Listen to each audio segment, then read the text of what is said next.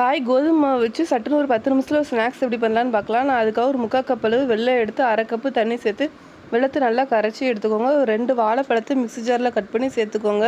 ஒரு 3/4 கப் அளவு கோதுமை மாவு, ஒரு 1/4 கப் அளவு அரிசி மாவு, 2 ஏலக்காய் சேர்த்துக்கோங்க. ஒரு பிஞ்சு மட்டும் சால்ட்டு சேர்த்துக்கோங்க. நம்ம கரைச்சி வச்சுருக்க வெல்லத்தை நல்லா ஆறுனதுக்கு அப்புறமா அதை வடிகட்டி மிக்ஸி ஜாரில் மாற்றிக்கோங்க.